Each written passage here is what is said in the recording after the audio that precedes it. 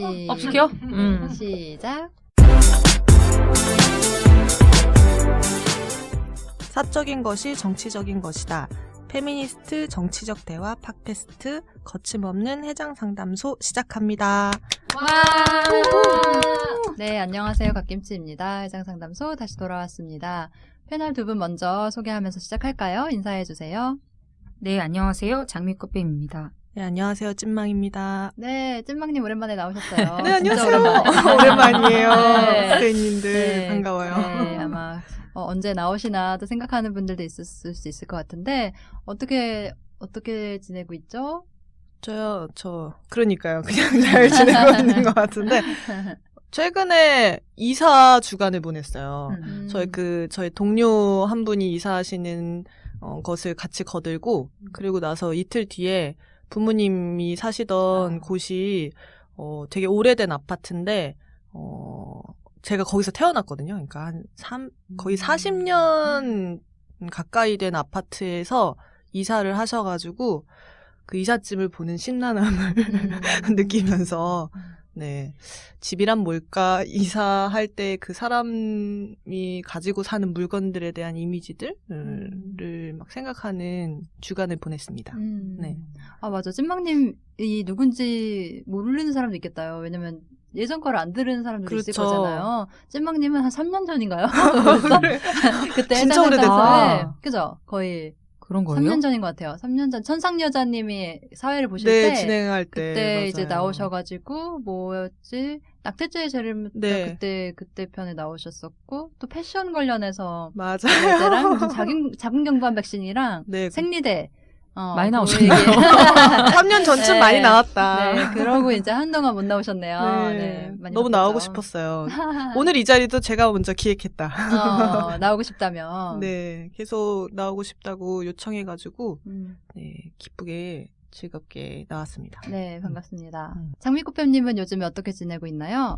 저는 제가 최근에 택시를 탔거든요. 네. 택시 자주 타세요? 네, 그러니까. 택시 자주 타요. 근데 거기 기사님이 방송하는 분이세요? 이러는 거예요. 왜? 갑자기? 무서워. 네. 왜요? 그래서 방송 내릴 보고 있었나? 때쯤에. 어. 응. 그래서 목소리가 방송하는 사람 같다는 거예요. 너무 충격적이야. 네, 그래서 방송하는 사람이에요. 네, 그런 에피소드가 있었답니다. 되게 그래서 신기하다. 자랑인가요? 여기서 좀 자랑하고 싶었어요. 근데 약간 목소리가 원래 좀 이렇게 저음이긴 한데 이렇게 방송을 하다 보니까 우리도 나름 이거 방송이잖아요. 이렇게 목소리가 나름이 이렇게 아니라 본격적 방송이죠.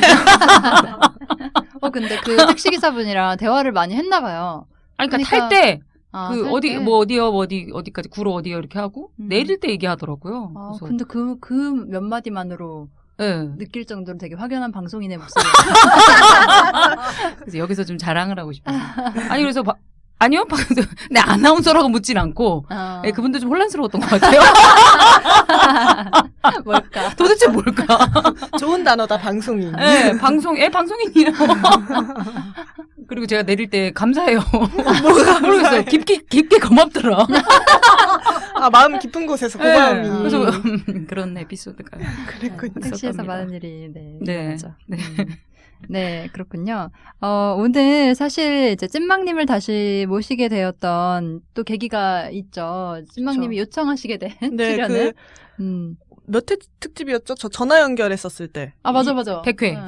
100회, 네. 100회 특집에서 제가 잠깐 저의 근황으로 전세 사기 당했다는 얘기를 잠깐 썰을 풀었었는데 네, 무슨 그 일이 얘기가 아니죠. 네. 너무 하고 싶어가지고 누구 이게 붙잡고 이제 하기엔 좀 복잡한 이야기라 그래도 여기 나와서 이야기하고 싶었었던 에피소드들이 네. 몇 가지가 있어서 네. 이게 사실 엄청 개인적인 일만이 아니라 지금 굉장히 사회적으로 큰 그쵸. 사건이고 지금 저희가 녹음을 하고 있는 게 10월 오늘 며칠이죠? 11일인가요? 네. 네. 네. 그때인데 얼마 전 PD수첩에서 2주에 걸쳐서 이 사건을 다루기도 했어요. 뭐 대한민국 갭투기 대회부 일부 큰손들의 정체가 지난주에 나왔고 바로 전주에 대한민국 갭투기 대회부 2부 악어와 악어새라는 제목의 방송 아마 보신 분들도 꽤 있을 것 같아요. 이거 나오고 나서 좀 화제가 됐다고 하더라고요. 네. 네, 이게 도대체 이 사건을 사실 저는 찐망님을 통해서 이 사건을 그쵸. 처음에 이제 접하게 됐고 음. 그때는 아직까지는 이렇게까지 크게 화제가 되진 않았을 때였는데 맞아요. 네. 근데 그때 듣고도 어마어마한 규모의 그 사기여가지고 되게 경악했었던 기억이 나거든요. 음. 약간 어떤 일이었는지를 짤막하게 먼저 한번 간단하게 이게 소개를, 네. 그러니까 시작은 저도 이렇게 막 PD수첩 방송 나오고 막 국감에서도 질의되고 지금 이 문제가 엄청 큰 문제인데 제가 작년 11월에 이사를 했어요. 원래는 1인 가구로 살고 있다가 원룸 형태 말고 거실이 있는 집에서 살고 싶은 욕망이 커졌는데 약간 혼자 거실이 있는 집을 살 돈을 마련하기는 너무 어려워서 이제 마음 맞는 친구들이랑 저까지 셋이서 이제 같이 공동체를 꾸리자라고 해서 갖고 있었던 각자의 보증금을 모아가지고 이제 전세를 들어가게 됐어요. 그래서 그때 처음에 계약할 때 집주인이 저희가 살고 있는 건물이 11채 중에 9채가 그 사람 집이라는 거예요. 그래서 처음에 몰랐거든요. 그래서 반상회를 해봤는데 집주인이 다 같은 사람인 분들이 막 대거 등장하면서 이게 뭐지? 라는 생각이 들었고 임대사업자라는 거예요, 집주인이. 그래서 되게 전문적으로 임대사업을 해가지고 건물 관리를 해가지고 돈을 이제 굴리는 사람이구나 라고 생각을 하게 됐었고 그냥 그러고 있었죠. 근데 너무 같은 사람이 집주인인 건 좀 이상하다 하고 말았었는데 저희가 신축 건물이어가지고 건물 하자보수를 해야 될 일이 있어서 뭐 하자보수 처리는 이제 건축주가 해주거든요. 이제 뭐 지어진 지 얼마 안 됐으니까. 그래서 건축주랑 얘기를 하다가 집주인한테도 그래도 하자보수에 대한 얘기를 알려야 되지 않겠냐 해서 연락을 다른 세입자분이 취했는데 전화가 안 된다. 통화 불가능 상태로 알림이 나온다라고 해서 불안한 마음을 갖게 된 분이 주소지를 찾아갔어요. 찾아갔더니 우편함 앞에 포스트잇이 막 여러 개 붙어 있었던 거죠. 그 내용이 어디 사는 누군데 자기 집 빼야 되니까 제발 연락 좀 달라. 자기 이사 날짜 지금 집 구했다. 보증금 빼달라. 연락 좀 달라. 사장님 뭐 막 하면서 막 읍수하는 어떤 포스트잇이 막 붙어 있는 것을 찍어서 저희 반상회 그 전체 톡방에다 올려줬고 이게 무슨 일이냐 하면서 약간 그때의 이 등줄기에 땀이 막 흐르면서 쎄한 느낌을 막 받았고 연락을 저희도 해봤더니만 진짜 똑같이 통화가 불가능하다는 얘기가 나왔고 그 무렵쯤 언론에서 막 JTBC 그렇죠. 뉴스에서 지금 집주인 이름이 이재용인데 이재용 말고 강모 씨 강성범이라는 사람이 실명 까시죠. 네, 이미 다 까졌으니까 네. 강성범이라는 사람에 대한 보도들이 막 나오기 시작했어요. 그 보도를 본 한 활동가가 이거 찐망님 집이랑 너무 비슷하다. 지역도 강서구 쪽이었거든. 그쪽도. 그래서 이거 약간 느낌이 이상하니까 좀 더 알아보는 게 좋겠다라고 얘기를 하게 됐고 안 그래도 연락이 안 돼서 그러려던 참이었다라고 하면서 이제 반상회 모이자고 막 제가 이제 저희 집에서 소집을 막 해가지고 만났어요. 만나서 얘기를 나누던 중에 각자 갖고 있는 정보를 막 공유하다가 그럼 강 씨 피해자가 먼저 모였다는 얘기가 있었거든요. 그분들은 사기 피해가 자기들 말고 또 있을 거라고 생각이 돼서 그 지역에 전단지를 붙이면서 돌아다닌 거예요. 집주인 이름이 모인 사람 연락 달라라고 해서 모여진 그룹이 있다고 해서 그분들과 연락을 해서 조언을 구하자라고 하고 있었었고 그래서 연락을 하고 알게 된 게 지금 저희 집에 집주인 피해자들도 이미 모여 있다는 거예요. 그래서 그 채팅방에 들어가게 됐죠. 원래 꾸려져 있었던. 네. 그러니까 그 건물이 아닌 아마 다른 건물. 네. 지금 이재용이 전국에 있는 임대사업자 이 집의 규모의 전국 4위. 네, 490채인가? 네, 490채 집을 소유하고 있다. 네, 소유한 사람이라는 것을 11세대 중에 9세대가 아니라 490채를 소유한 사람이었다라는 것을 490채? 네. 처음에 저희끼리 모였을 때는 그 정도까지 규모가 지금은 확정돼서 이제 시간이 지나서 알게 됐지만 그때는 그냥 200채쯤 되나 뭐 몇백 채쯤 되나라고 얘기를 하고 있었었던 상황이었고 네. 만나게 됐죠. 근데 490채를 소유할 수 있나 보죠? 그러니까 한국에서? 그렇다고 하더라고요. 법적으로? 네. 그게 말이 돼요, 솔직히? 그러니까 말이 안 되죠. 네, 그 상황 자체가 말이 안 되죠. 왜냐면 사람들이 일상적으로 그렇게 집을 많이 소유해야 할 이유가 있을 리가 없잖아요. 그러니까요. 그냥 재산. 진짜 거죠. 근데 말 그대로 임대 사업을 하는 사람이다. 그러니까 그게 가능하다라고 하는 거겠죠? 임대사업자이기만 하면. 그렇지 않을까요? 그러면 그 부동산 처음에 계약할 때 그 부동산 그분은 다 아셨겠네요? 그래서 지금 부동산 이놈 새끼들 어떻게 잡아가지고 책임을 물어야 되나라고 많이들 얘기를 했었었는데 뭐 예를 들어서 뭐 한 곳에서 다 거래를 했나라고 봤더니 뭐 대부분 겹치는 데가 있는 데가 있고 아닌 데가 있고 그래서 약간 소개가 있는 것 같기는 하더라고요. 근데 여튼 부동산 업계에서는 이미 소문이 자자한 그렇겠죠. 사람이고 저희 집이 11월 계약인데 약간 막차 같은 느낌. 잠수 타기 직전 이었던 상황이었더라고요. 그러니까 사실 이 사람은 사업이 망하고 이러면서 잠적을 해서 문제가 된 건데 사실 잠적을 안 하고 이를테면은 490채가 아니라 10채, 20채씩 그냥 굴리면서 임대사업을 하는 사람들은 워낙 많은 거고 네, 그렇죠. 그러니까 부동산들이 생각하기에 이거는 그냥 완전 관행의 일부이고 특별히 문제될 거라고 생각을 그냥 안 해버리는 거였을 것 같아. 그리고 지금 집주인도 그렇게 주장해요. 자기는 집값이 내려가서 문제가 돼가지고 잠수를 타게 된 게 아니라 자기가 하던 사업이 망해가지고 쫄딱 망해서 그래서 잠수를 타게 된 거였다고 얘기하죠. 아, 네, 요건 이거는- 때문이 아니라? 네, 집 때문이 아니었다. 집은 올랐다. 라고 하면 그럼 왜 전세 자금 못 돌려주냐? 예. 돈이 없다. 사업이 그러니까 망해서. 이게 그 세입자들한테 리스크가 너무 커지게 되는 이 구조? 그쵸. 네. 의 문제인 것 같아요. 그래서 우선 임대사업자라는 것을 잘 하고 계신 분들이 계실 수 있겠죠. 그렇지만 아무튼 지금 상황에서 드러난 임대사업자들이 하고 있는 그 갭투기, 실제로 이제 뭐 부동산 쪽에서는 갭 투자라고 얘기되는데 이번에 어떻게 그게 투자라고 얘기하면서 이렇게 없어도 전세를 끼고 집을 살 수 있다라고 책도 나와서 엄청 팔리고 막 이렇게 뭐랄까 유행하던 투자법이었는데 피해는 세입자들만 보고 있는 상황인 거죠. 구조 자체가 집이 예를 들어서 뭐 1억이면 1억이 다 있지 않아도 전세를 1억을 놔. 그래서 전세를 세입자들이 주면 그걸 그냥 그 원래 갖고 있었던 소유자에서 집주인한테 넘어가는 돈인 거잖아요. 계약금 매매가 자체를 그냥 전세금으로 해서 하는 건 거죠. 그리고 자기는 집값이 돈이- 오르면 나는 재산이 오르는 그렇죠. 거고. 그러면 그 갭, 어떤 갭을 이용한다는 거예요? 집값이 오르는 그 차액을 자기가 갖는다는 거예요? 매매가와 전세 가격의 차이가 얼마 안 나는 네. 그 갭.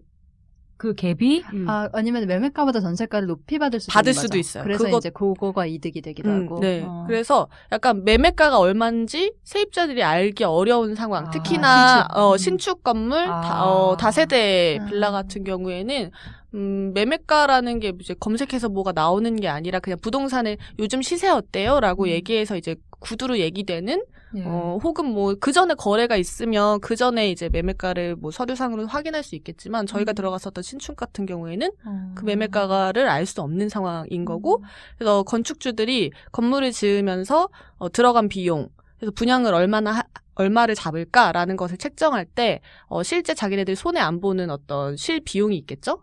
거기서 집이 팔려야 되는데 집이 워낙 새로 짓는 건물도 엄청 많고 미분양되는 데 많잖아요. 집이 잘 안 나가니까 집을 살 사람을 구하기 위해서 집을 사준다고 하는 사람에게 줄 돈을 그 전세금에 붙이는 거죠.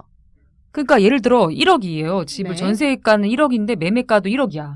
그런 게 지금 가능하다는 거예요? 더 높일 수도 있어요. 1억 2천에도. 그것도 되게 황당하다. 그럼 누가 매매가보다 비싼 전세를 내고 싶겠어요? 그러니까요. 근데 그걸 왜 몰랐냐? 왜 확인 못했냐라고 많이들 댓글에서 얘기하시더라고요. 아니, 이게 언론 보도가 되고 근데 보통은 그 등기부 떼는 거 네. 등기부 등본이라 하나요? 그거 아니죠? 등기 맞아요. 근저당 이거 한 예, 거? 근저당 네. 확인하고 그거 네, 등기부 등본 맞죠? 등기부 맞죠. 네. 네. 이런 행정 갑자기 나도 지식이 헷갈려. 가족관계 증명 이런 건 아니잖아요. 근데 집주인 가족관계 확인할 필요가 없잖아요. 왜 이렇게 이런 용어는 이렇게 접수가 안 될까요? 하여튼 등기부 등본을 매매가가 있나요, 우리? 지금 그 전에 거래가 있으면 아. 거래가가 나오죠. 없으면 안 나오는 거죠. 네. 그러니까 하긴 확인이 안 됐죠. 그렇기도 하고 전세가랑 매매가 차이가 서울에 그죠 신축 건물이나 이런 데 많이 없긴 하잖아요. 근데 그 집을 살 필요까지는 없으니까 그렇죠. 보통 들어가죠. 왜 집값이 또 떨어질 수 있으니까 뭐 아파트면 뭐 오르는 게 그나마 좀 있다고 하더라도 다세대가 좀 뭐 이 주택 같은 경우에는 그런 경우가 잘 없으니까 사는 거는 안 하는 걸로 좀 많이들 얘기를 하고 그렇지만 원래 이제 저처럼 월세를 살다가 월세를 낼 바에야 대출을 받아서 전세를 구해가지고 좀 안정적으로 이자를 내는 게 더 그렇죠. 내 주거 그쵸. 비용이 줄어드는 방식이니까 그걸 채택하는 사람들이 많고 그걸 권장하기도 했죠. 왜냐면 대출 금리를 낮춰줬으니까요. 그렇죠. 네. 그러면 찐망님은 이제 친구 3명이랑 같이 거의 네. 아마 이제 거의 전 재산 모아가지고 셋이 그쵸. 돈을 만들어서 네. 심지어 대출까지 받아가지고 그렇죠. 전세금을 대출 진짜 많이 받았지. 내가 한 번도 만져보지도 못한 1억 얼마의 돈을 돈을 이제 만들어가지고 이재용한테 이재용한테 주면서 이제 네. 나 전세 들어가겠다라고 했는데 네. 이 사람이 지금 연락이 안 되는 상황에 직면했었던 거죠 그때. 네, 그쵸. 그리고 이 사람이 아무하고도 연락이 안 된다는 상황에 직면. 네. 거기서부터 이제 일을 어떻게 풀어가신 거예요 그러면? 이게 이 사람이 언제 나타날지 모르겠지만 우선 당장 집을 나가지 않아도 되니까 스트레스 외면하고 싶은 거예요. 이제. 약간 그냥 모른 척 하고 싶다. 아직 우린 들어간 지 6개월도 안 됐고 아직 계약 기간 2년은 한참 남았고 그러니까 연락이 될 때까지 그냥 기다려보자라고 생각을 하다가 계속 찜찜함이 올라오고 실제 카톡방에 새로 모여져 있는 어떤 피해자들이 있고 그 사람들이 점점 막 200여 명이 막 올라가고 이 문제 해결을 우리끼리 하면 안 되겠고 책임을 물 수 있는 곳에 요청을 하고 요구를 해야겠다라고 생각이 들어서 피해자분들 모여져 있는 곳에 대책위를 꾸리자라는 제안을 하게 됐었죠. 대책이라는 이름이 저희는 운동가니까 좀 이런 식으로 추진해 나가는 게 좀 익숙하고 그게 마땅하다라고 이제 바로 생각이 저는 개인적으로 그렇게 들었는데 다른 세입자분들은 대책이라고 하니까 너무 부담스러운 거예요. 내가 뭘 어떻게 대책 마련을 해서 이걸 해결해야 할 것만 같고 굉장히 나의 시간을 많이 뺏길 것 같은 부담감도 있고 지금 안 그래도 내 전세 자금이 다 날아가게 생겼고 돌려받지 못할 거라는 생각이 들다 보니까 그런 일까지 하기엔 되게 굉장히 부담스러워하는 분위기들이 있어서 좀 약간 막막한 느낌. 그래서 세입자마다 약간 상황들이 다 달랐거든요. 신축인 데는 신축 나름의 그게 있고 구옥인 데는 약간 원래는 이재용이 아니었는데 나도 모르게 집주인이 이재용으로 바뀌어져 있는 상황인 거예요. 세입자한테 집주인이 변경됐다라는 그 알림을 안 준 거죠. 그래서 그것도 가능한 거죠 지금. 네, 가능한 거고 계약이 이제 뭐 계약서를 새로 쓰지 않아도 임대차 계약을 한 거 자체는 새로운 집주인한테 그대로 적용되니까 그대로 살 수 있는. 그러면 지금 집주인이 바뀌어도 새로운 계약을 체결하지 않아도 되나 보죠? 계약서를 쓰지 않아도 효력이 있다라고 얘기를 하는데 이제 문제가 될 수 있으니까 보통은 새로 쓰죠. 문제가 되지 않더라도 나도 모르는 사이 집주인이 바뀌고 그 집주인이 어떤 사람인지 알지 못하는 상황이 된 거니까 전혀 생각지도 못하게 뒤늦게 지금도 어제도 오늘도 새로 피해자분 알게 돼서 들어오시는 분들이 생기고 있거든요. 더 늘어난다는 건 도대체 몇 명인 거예요? 그러니까 지금 임대 사업자로 등록되어 있는 집이 490채지 더 있는 거예요. 정말 서울 거의 그쪽에 강서구가 거의 다 일대가 다라고 해도 진짜 무방하겠다. 거의 막 그 수준이라고 생각될 정도죠. 근데 그 사람이 4위라는 거는 집 더 많은 거죠. 그러니까 1, 2, 3위가 막 500채, 600채씩 가지고 있는 사람들이 있는 거잖아요. 네. 그래서 전국에 강서구, 양천구 이쪽이 많지만 뭐 인천도 있고 부천도 있고 뭐 어디도 있고 이런 식으로 되게 전국에 흩어져 있는 상황이고 집주인이랑 평소에 연락을 하지 않잖아요. 그냥 계약 기간 만료될 때 아니면 뭐 집에 문제가 생기지 않는 한. 그래서 이재용이 집주인이라는 사실을 굳이 계약서를 계속 들춰보면서 그 이름을 누가 기억해? 네, 집주인 이름을 내 집의 집주인 이재용이다라고 계속 상기하면서 사는 사람이 없겠잖아요. 그리고 나도 모르게 집주인이 바뀌었을 수도 있고 그런 것 때문에 피해자분들이 자신의 피해 사실을 인지시키는 것 자체가 굉장히 지금 시급히 되어야 되는 문제인 거예요. 이재용뿐만 아니라 문제가 되고 있는 1위 진모 씨 이건 이제 PD수첩 2부에서 새로 이제 나온 이름인데 그분도 들어 누웠거든요. 자기 돈 없다고. 근데 저는 궁금한 게 그럼 이런 피해 당했을 때 그럼 전세금을 다 지금 490채가 그 이재용한테 준 거잖아요. 네. 그러면 지금 이재용이 돈이 없다라고 하면 그 사람은 징역만 살고 끝나는 거예요? 법적 처벌을 할 수 있는가도 잘 모르겠어요. 경찰서에 찾아가서 이재용을 고소하려고 했었던 분들에 대한 게 이제 뭐 나온 적이 있었거든요. 그때 그래서 피해가 뭐냐? 전세금을 못 돌려받았다. 집 나가야 되냐 집에서? 그거는 아니다. 그럼 피해가 뭐냐? 집이 있지 않냐? 집을 이제 가져라. 응, 그 응, 집을. 응. 와, 진짜. 그래서 원치 않게 집을 갖게 갖거나 되는. 아니면 이재용이 지금 어떻게 얘기를 하고 있냐면 다른 세입자를 구해 찾아라. 오거나 구해 와서 네가 나가거나 아니면 그게 다른 무슨 말도 안 되는 소리예요. 집주인을 구해서 나가거나 아니면 너가 아. 소유권 이전을 받거나. 그러니까 이게 지금 사실 아직 계약 기간이 남아있는 사람들은 네. 좀 다른데 계약 기간이 거의 다 됐거나 지난 사람들은 이 돈이 있어야 만약에 그런 그쵸. 케이스들이 나오더라고요. 임대주택이 된 거야. 그리고 이제 전세금을 받아가지고 임대주택에 그쵸. 보태서 내야 될 거잖아요. 근데 받을 수가 없고 응. 당장 그 큰 돈을 어떻게 만들어요? 그러니까 임대주택을 포기하게 되는 거지. 당첨이 됐는데. 응. 이런 경우가 진짜 엄청 맞아요. 많더라고요. 그리고 지금 이 피해 가구가 대부분 뭐 이렇게 신혼부부나 청년들 중심이긴 하잖아요. 네. 그러면 사실 굉장히 임시적인 주거였을 가능성이 굉장히 높은데 이거를 490채 넘게 소유할 수 있게 된 시스템의 문제가 뭐예요? 그러니까 임대사업자가 자기가 얼만큼 자본력을 가지고 이 임대사업자로서 하고 있는지에 대한 관리 감독이 제대로 되고 있지 않는 문제인 거죠. 이게 지금 자기 돈을 들이지 않고 세입자가 주는 전세금으로 집의 주인이 되는 거잖아요. 그래서 부동산 업계에서는 이 사람을 투자자나 뭐 이런 식으로 부르지 않고 그냥 명의자, 집의 명의자 정도로만 부른다고 하더라고요. 그리고 이제 부동산 중개업 쪽에서는 자기네들끼리만 들어갈 수 있는 어플 같은 거에서 명의자 분을 구해준다. 혹은 명의자를 찾는다. 라고 해서 이름 빌려주는 사람들을 찾는 거죠. 돈이 없어도 이름만 있으면 집주인으로 네 이름을 등록하고 넌 돈 안 내도 돼. 돈은 세입자가 낼 거야. 그러면 그 돈을 내가 받으면 돼. 그 이제 분양한 사람, 이게 건축주든 뭐 아무튼 그 건물의 처음에 소유자 사람들은 그렇게 얘기하는 거죠. 집주인들한테 너네는 돈 없어도 되고 심지어 우리가 돈을 줄 테니까 한 채당 뭐 300, 600, 뭐 많게는 1000, 뭐 1000도 넘어가고 이름을 빌려줘. 네, 이름을 빌려주면 자기는 1000 얼마가 뭐 300에서 1000 얼마가 막 생기고 그게 한 세대에 해당하는 금액이니까 예를 들어서 저희 건물이 9세대가 이재용이잖아요. 그러면 곱하기 9 해서 그 돈이 한 번에 생기는 거죠.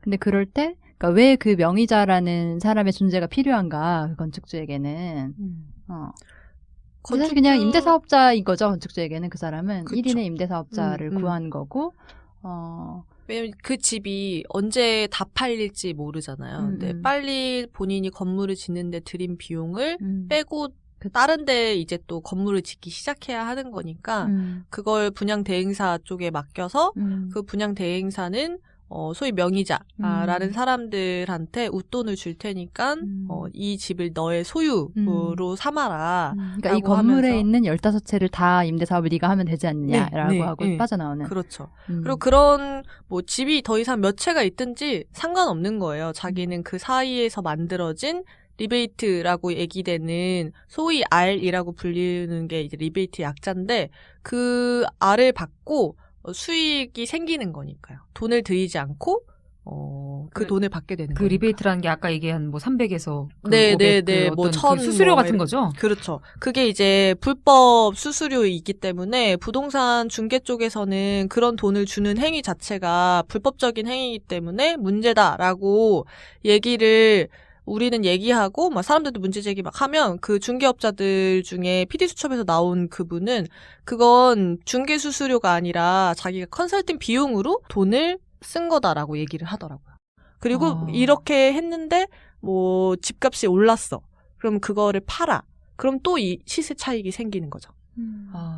그럼 이거는 약간 되게 불안정한 주거 환경을 굉장히 그죠 경제적으로 이용할 수 있는 시스템이네요. 그렇죠. 그러니까 이게 이 집을 소유할 수 없는 그러니까 서울 사는 이 청년 세대나 어쨌든 되게 임시적으로 살 수밖에 없는 사람들을 이용한 경제적인 사기.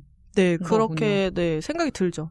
이렇게 근데 계속 뭐 잘하면 이건 누구에게 피해 주지 않고 할 수 있는 투자다라는 얘기들을 계속 부동산 쪽에 계신 분들이 하기도 하는 거예요. 실제 뭐 저희 부모님도 전세 끼고 집을 사는 경우가 있었었거든요. 이제 그 돈은 전체적으로 다 마련할 수 없으니까.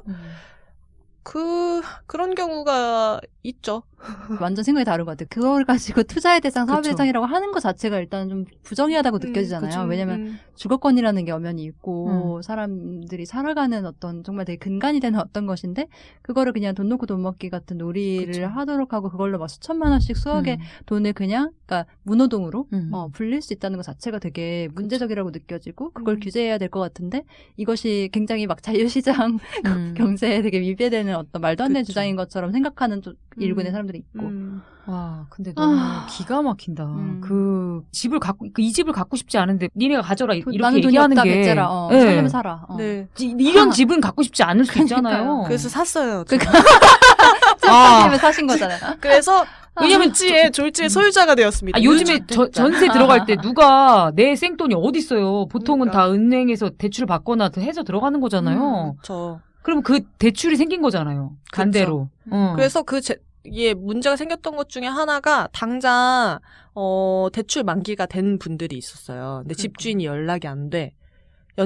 대출 연장이 안 되겠잖아요. 그러면 일시상환을 해야 되는데 일시상환을 할 수 없어서 신용불량자가 될 수 있는 상황에 처한 거예요. 그래서 피해자분의 중에 한 분은 그래서 다른 신용대출을 받아서 그렇겠네.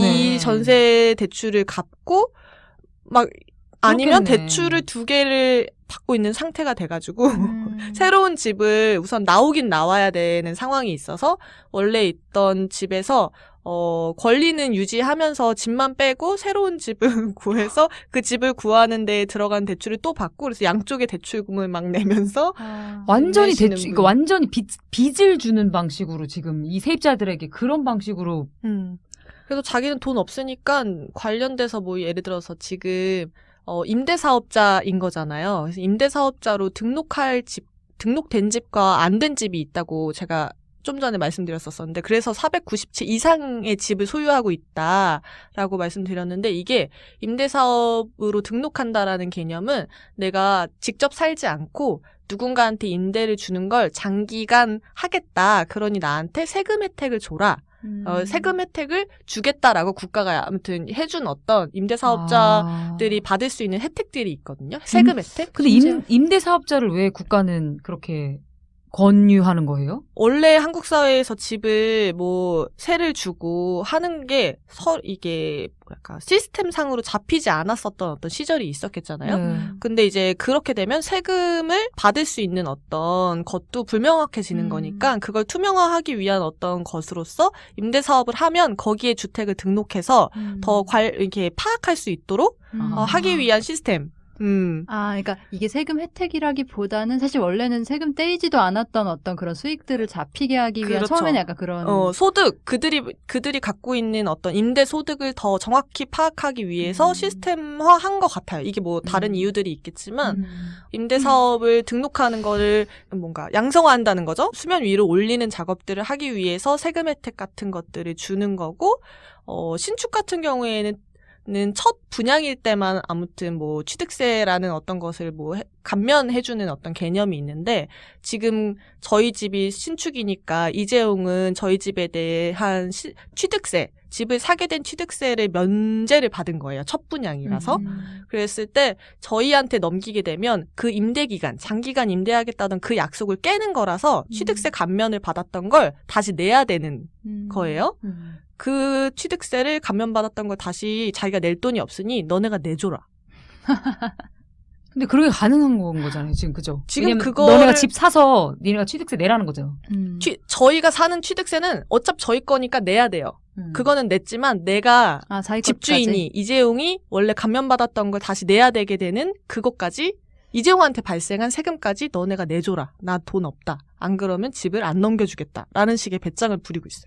근데 그 배짱이 가능한가 보죠? 그러니까. 어떻게 그 배짱이 가능해요? 그러면 소유권 이전을 안 해준다라고 안 해준다. 하니까. 그럼 그 사람이 소유권 이전을 안 해준다라고 하면 어떻게 되는 거예요? 거기 그 집에 계속 살면서 계약 기간이 만료돼서 전세금 못 받고. 전세금 반환 소송을 해가지고 경매를 붙여서 그 경매의 낙찰금이 잘 나오면 전세금을 돌려받을 수 있지만 보통은 매매가보다 낮게 경매 낙찰이 되잖아요. 지금 매매가와 전세가가 동일하기 때문에 낮게 경매가 받아지게 되면 어차피 손해. 그 경매까지의 어떤 과정을 또 감내해야 되는 어떤 것이 있고 낙찰자가 안 나타날 수 있죠.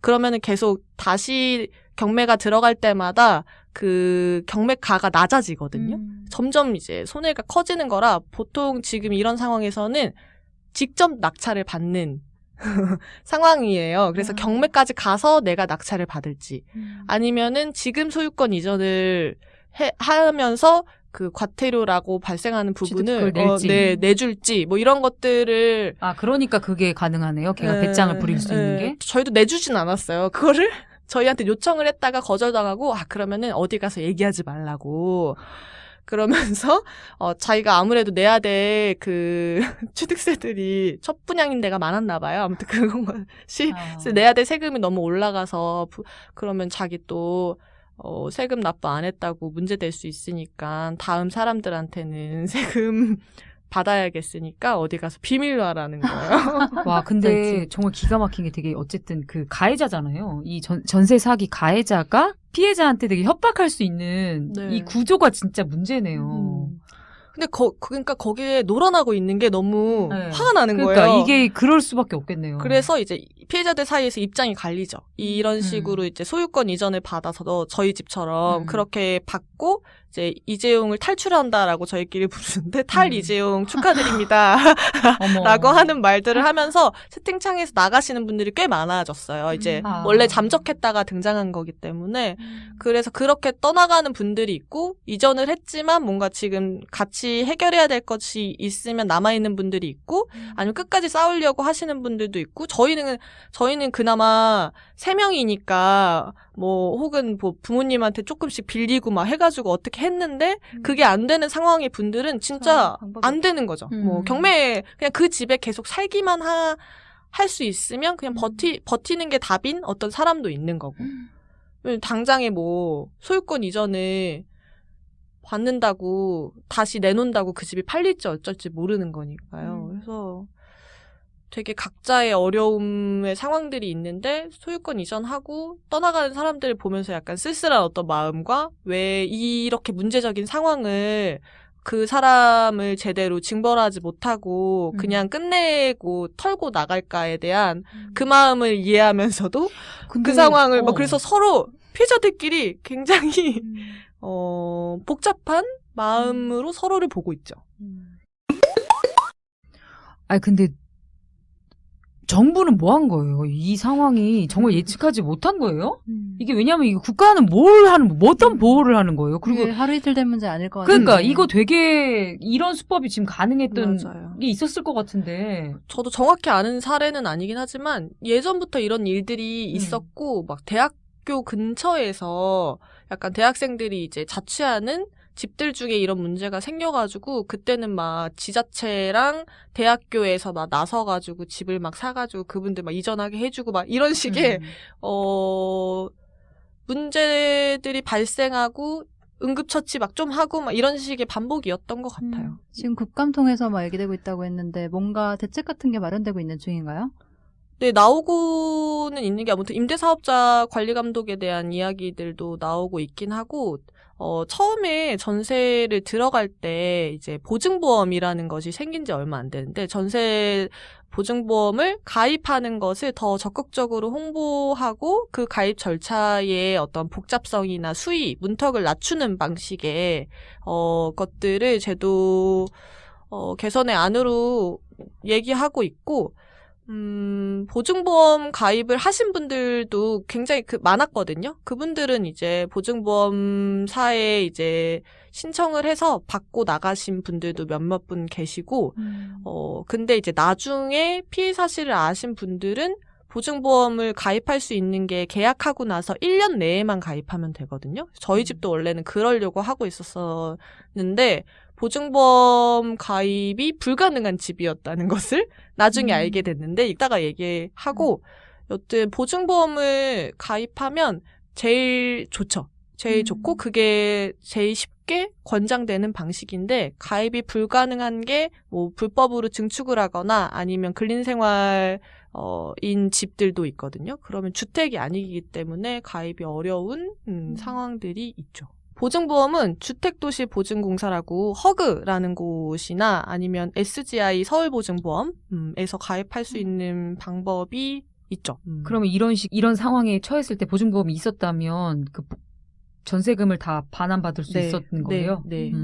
그걸 놓친 거죠. 가입이 된다면인 거고. 네. 그러면 찐망님 지금 전세를 살고 있는 사람들이나 이런 사람들을 또 새로 가입할 수 있어요? 계약 기간이 1년이 안 지났다면, 근데 그리고 최근에 6개월까지도 그러니까 6개월만 남았어도 가입할 수 있게 뭐 완화하겠다라고 한 게 있어서, 만약에 보증보험 가입이 가능하신 분들이 듣고 계신다면 확인하고 가입을 시도해 볼 수 있죠. 그러면 그 보증보험이 가입되는지 여부는 그 허그랑 보증보험 그쪽에다가 연락하면 우리 집이 가입할 수 있냐 이걸 확인할 수 있나요? 그걸 확인할 수 있어요. 그 가입 가능 여부를 확인하려면 계약금이 우선은 걸려져 있어야 되는 게 있어서, 근데 지금 이재용이 집주인인데 1년이 아직 안 지난 세입자분들이 계시다고 하더라도 가입이 불가능해요. 이재용은. 이유는 이미 보증보험 가입했다가 임대 기간이 만료돼서 청구해서 받아서 나가신 분이 있어서 이 집주인은 이제 문제가 있는 집주인으로 리스트에 올라간 거죠. 그래서 더 이상은 가입이 불가능하고 이미 가입된 분들만 받아서 나가실 수 있는 상황. PD수첩 인터뷰도 하신 거죠? 네. 이제 1, 2부에 모두 다 나왔어요. 봐야겠다. 아니, 근데 1부에서는 말하는 장면이 나오진 않았고, 2부에서는 제가 너무 열받아가지고, 아까 얘기 드렸던, 그래서 피해가 뭐냐라고 계속 물어보면 집이 있지 않냐라고 열폭하는 장면의 사람이 접니다. 그래서 피해가 뭐냐니 참 그렇게 뻔뻔하니까 그죠? 매백체에 그렇게 사기를 칠 수 있었겠지만, PD수첩 참여하기까지의 어떤 생각들이 있었다고 들었는데. 아니 이게 처음에 언론 보도 많이 나오고 할 때도 전세 사기, 뭐 갭 투기의 문제에서 피해를 입는 사람들의 얼굴들, 상황들이 결혼을 이제 막 하거나 아이 계획이 있거나의 어떤 피해 상황에 대해서만 너무 얘기가 되는 거예요. 그래서 약간 거기에 비혼인 어떤 상태에 그렇다고 막 사회초년생으로만 얘기되기에는 저희 세대 분 중에도 이제 뭐 연령대가 적은 뭐 낮은 분들만 계시진 않았거든요. 그리고 부동산 중개업을 하시는 분도 계셨어요. 그중에. 그래서 그분은 그래도 임대사업자를 빨리 구해서 이제 털고 나가셨는데 여튼 1인 가구 혹은 비혼 여성이 좀 더 언론에 등장하면 좋겠다라는 생각을 막 하게 되면서 인터뷰를 하러 갔었었고, 참지 못하고 말을 엄청 많이 하면서 집에서 한 번 더 인터뷰를 할 수 없겠느냐라는 제안을 받았는데 그거는 거절하였어요. 만약에 찐망님이 또 피해자가 또 약간 신혼부부고 막 사회초년생이고 막 열심히 일하려고 했는데요. 그러니까 청년들 막 되게 청년성 입증해야 되는 것처럼. 근데 찐망님이 막 울면서 저는 굉장히 그런 여성적인 소위 그 1인 가구 여성의 슬픔을 많이 표현했다면 들어갔을 거예요. 그러지 않았네요. 네, 그런 거 원하잖아요. 또 그렇죠. 1인 가구 여성한테 딱 원하는. 부모님들은 이 사실을 아시나요? 막 이러면서 야, 어떻게 슬픈지에 감정을 대해서 어떻게 만들려고. 이제 질문들, 이게 PD수첩뿐만 아니라 여러 곳에 인터뷰를 했었거든요. 하지만 빡쳐 있을 뿐이고. 네, 화가 나 있을 뿐이고. 그리고 이제 권리 개념으로 얘기하니까 그렇죠. 좀 그러면 힘들어하잖아요. 정부나 관련 기관에서 왜 부동산에서 왜 그러냐, 그렇죠. 은행에서는 왜 그러냐라고 하면서 그 생각 안 들 수가 없잖아요. 당연하죠. 아니, 내가 이러려고 이러려고 원래 살던 집을 나온 게 아니었죠. 그러니까요. 네. 큰맘 먹고 나온 그러니까 뭐 얼마나 이렇게 좀 새로운 그죠 공간으로 그죠. 네. 꿈과 그- 희망이 예. 있고 막 공동체 이름도 짓고 막 그 이름에 맞춰서 막 이제 집들이 파티 막 웹사고 만들고 막 난리를 쳤거든요. 그런데 그 집을 좋아했어요. 엄청 마음에 드는 집이었고 그랬는데 그 집이 굉장히 슬픈 집이 그러니까. 아니 되진 않았어요. 되지 않게 하기 위해서 노력하는 중인데 그나마 마음에 드는 집이어서 다행이었지. 진짜 마음에 안 드는 집인데 소유를 하게 되신 분들은 더 또 다른 고통이 있겠죠. 네. 찐망님이 또 예전에 민우회에서 주거권 운동도 했잖아요. 그러니까요. 제가 이게 공사가 이렇게 다 운동이면 어떻게 심하게. 우리가 해야 돼요? 너무 심하다. 아니 그 내가 살 집은 어디에 있을까 그 책 저희 민우에서 출판한 책의 그 초창기 버전 네 새록새록이라는 인터뷰집을 만들 때 같은 팀이었었고 네 그러니까 사적인 것이 너무 정치적인. 너무 심하게 정치적이다.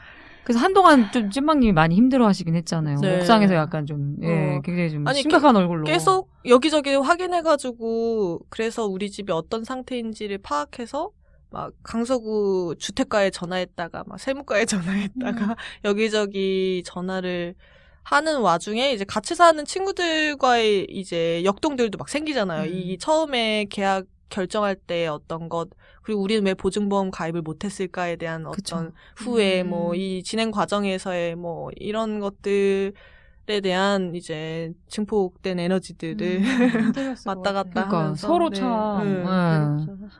그 이재용이 내가 뭐 피해 준 게 뭐냐 참 그죠? 이런 모든 것들이 지금 막 분열시키는 이재용이 그 말을 한 건 아니고 네. 경찰이나 그 외에 아. 어떤 자문을 구할 때의 관계자들이 그렇게 얘기한 거고 이재용은 미안하다라고는 계속 얘기를 하면서 근데 내 세금 좀 내줄래? 내 과태료 좀 내줄래?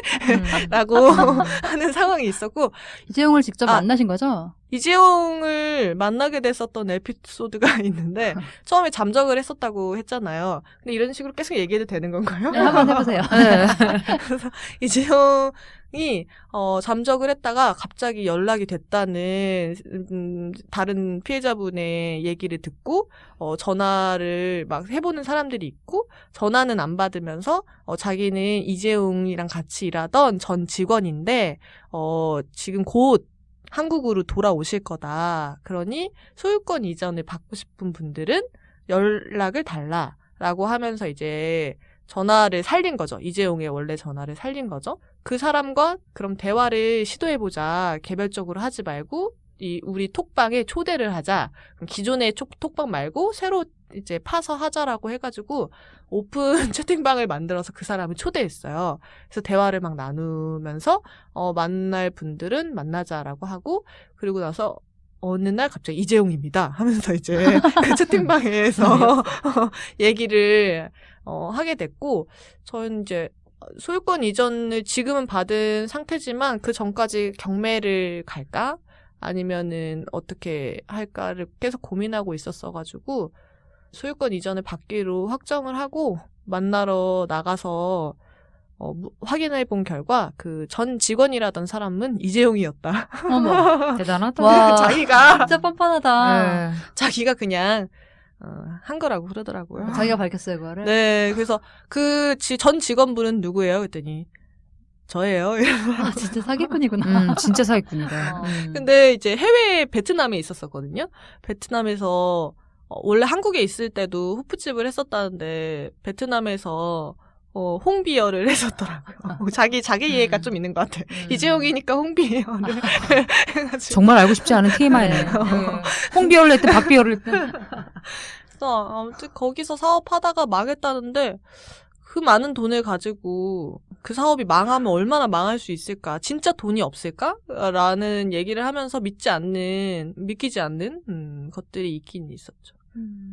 언제 몇 시에 만나기로 했는데 자기가 지금 여기서 택시를 타면 시간을 맞출 수 있는데 버스를 타면 조금 늦을 것 같으니까 너가 택시비를 내줄래? 라고 한 거예요. 대단하네. 이런 TMI 괜찮아요? 네. 그래서 택시를 타고 보통은 사기꾼들이 나쁜 면이라는 게 그 뻔뻔함 있잖아요. 네, 너무 당황스러운데 아무튼 택시비 영수증 줄 테니까 자기한테 돈을 주면 자기는 그 돈으로 자기 인감증명서를 떼겠다는 거예요. 그 인감증명서가 뭐 대단히 비싼 게 아니잖아요. 도대체 뭔 소리야? 왜? 그래서 택시비 영수증을 줬고 그래서 영수증이 뭐 7,400원이었는데 7,000원만 달래요. 그래서 정말 고맙네요. 네.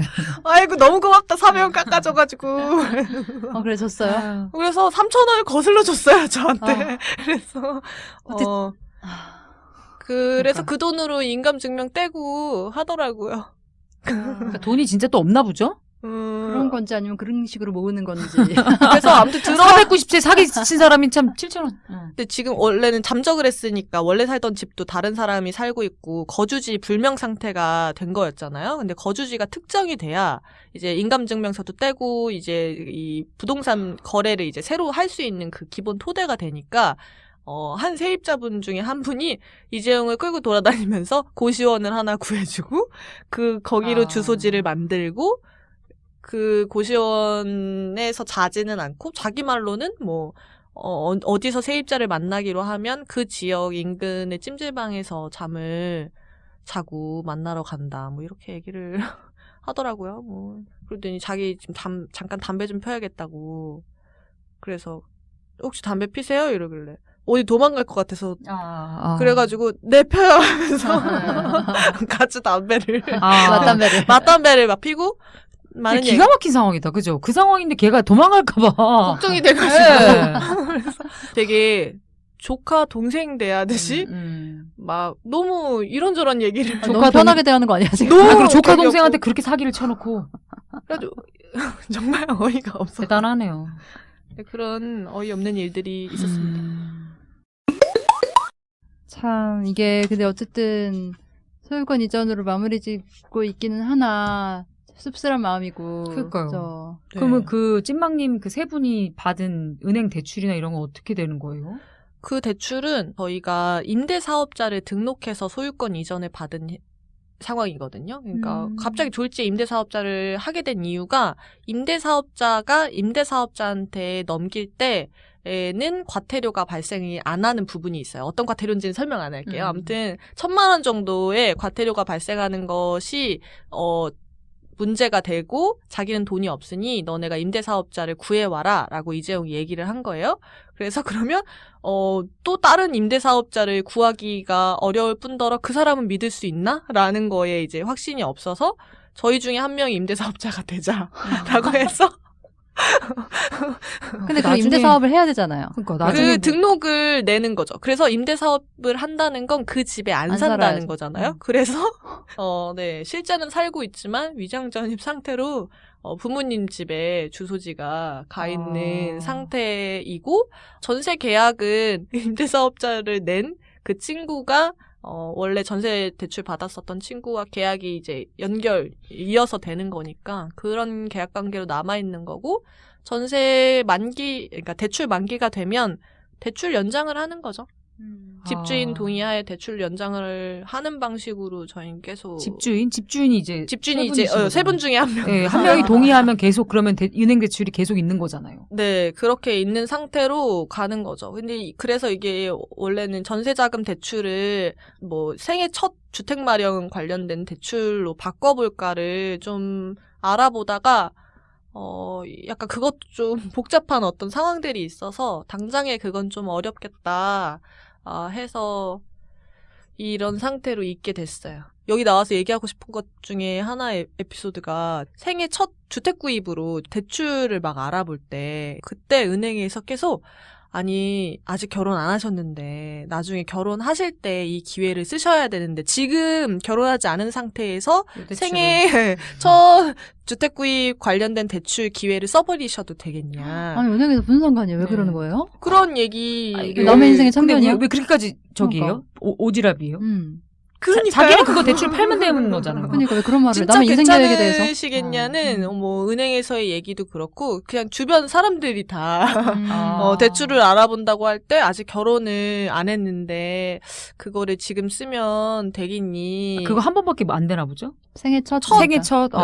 첫 주택구입 관련된 대출은 그렇죠. 네. 진짜 그것도 다른 맥락으로도 열받네요. 열받죠. 그래서 이게 무슨 일? 그러니까 결혼 안 한다고요.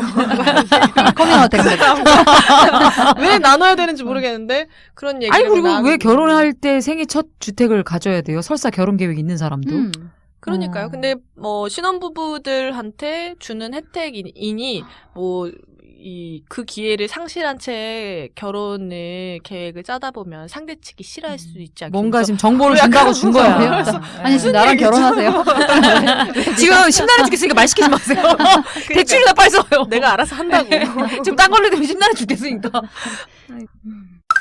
아까 전에 그 팁으로 네네네. 보증보험 얘기랑 또 다른 것도 조금 있다고 하셨는데 네네네. 지금 이 집이 뭐 대출이 제대로 나올 수 있는 집인지 보증보험 가입이 가능한지를 확인을 해보려면 계약금이 우선은 걸려져 있어야 되는데 계약금은 이제 전세가 나 뭐 아무튼 보증금의 몇 %가 있잖아요. 그래서 그 돈을 내긴 내야 서류를 받아서 은행이든 어디든 뭐 보험사든 넣어볼 수 있기 때문에 특이하게 계약서 특이하게 이게 대출이나 뭐 이게 안 나올 시는 계약금을 전액 돌려준다라는 단서 조항을 꼭 달아야 되는 게 있다고 들었어요. 특히 이제 여기서 얘기되는 것 중에 안심 전세 자금 대출이라는 것을 받을 수 있으면 그 집은 보증보험 가입이 가능한 집이라는 것이 승인나는 거라서 그 대출을 꼭 받으시는 게 우선 좋고 그래서 특약 쓸 때도 그냥 전세자금 대출이 아니라 안심 전세자금 대출이라고 명확히 써야 그냥 전세자금 대출은 나올 수 있거든요. 보증보험 가입이 안 돼도 저희처럼 나올 수 있는 거라 꼭 안심 전세자금 대출이라는 것을 특약사항에 꼭 넣어야 된다라는 말씀을 드리고 싶었어요. 근데 찐망님한테는 좀 고통스러운 얘기일 수도 있겠지만 사실 만약에 어떤 징조가 약간 있었다는 거가 혹시 있으세요? 그러니까 이 전세사 뭐 당연히 피해자한테 사실 무슨 네. 예방을 할 수 있었겠어요. 근데 이 부분은 좀 확인하는 게 필요하다라고 만약 얘기를 해주신다면 우선은 최대한 약간 그 주소지로 들어가겠잖아요. 그 한 곳에서만 알아보고 하지는 않았었는데 저희도 약간 그 동네의 시세 돌아보다 보니까 그 집이 그렇게 비싼 집이 아니었는데 그게 매매가랑 전세가랑 이렇게 또 동일할지를 몰랐겠잖아요. 알았다면 안 들어갔을 텐데 그래도 등기부 등본을 기본적으로 확인을 해보셔야 되는 것이 있고 저희 같은 경우에 매매가와 전세가의 격차가 너무 나지 않으면 한 번 정도는 한 번 정도가 아니라 그 집은 들어가면 안 들어가지 되는 마라. 집. 네. 그 집은 똑같으면 절대 들어가지 마라. 네, 왜냐하면 네. 이 집이 집주인한테 문제가 생겼을 때 경매로 넘어가면 그 경매가 100%로 매매가로 안 나오겠잖아요. 당연히 하향될 그렇죠. 수밖에 없고. 그 전세가보다. 네, 그렇죠. 그렇게 되면은 내 전세 자금을 확보하지 못하는 거니까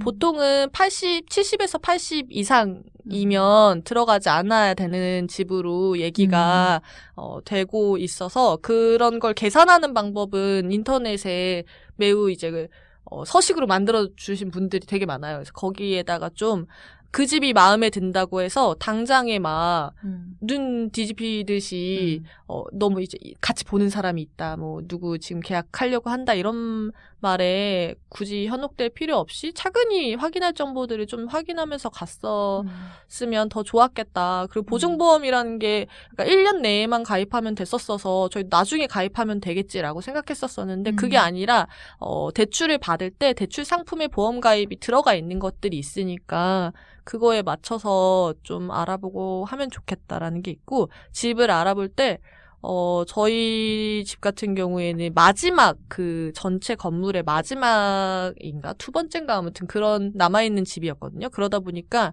그 옵션을 해준다고 했었어요. 그래서 세탁기랑 냉장고랑 에어컨을 해줄 테니까 처음엔 그 조건이 없다가 그럼 고민해보겠다고 하고 가고, 다음날 또 이제 가봤더니만 그 조건이 붙었었던 거예요. 그래서 옵션을 넣어줄 테니까 들어오는 건 어떻겠냐라고 하면서. 되게 이렇게 회유를 세게 그렇죠. 하는. 뭐, 어떤 분들은 이사비를 지원해주겠다. 이자를 뭐 200만 원 정도 지원해주겠다. 하는 식으로 좀 얹어주는 어떤 것들을 했었다라고 말하시는 분들이 있었는데, 그러니까 그런 걸 얘기하는 것 자체가 다 잘못이라고 얘기해도 되는 걸까? 아무튼 그냥 그런 거 근데 자체 이제 좀. 보통은 집주인이랑 세입자랑 이제 계약을 할 때 네. 그러니까 집주인이 그렇게까지 이제 조급해 보이는 네, 네, 거죠. 네, 예, 뭐 네, 사실 이유가 없는. 그럴 이유가 없는. 네, 세탁기랑 네. 에어컨 해준다, 이사비를 준다, 이런 건 사실 이상하다고 한번 생각해봐라. 네, 예. 그렇죠.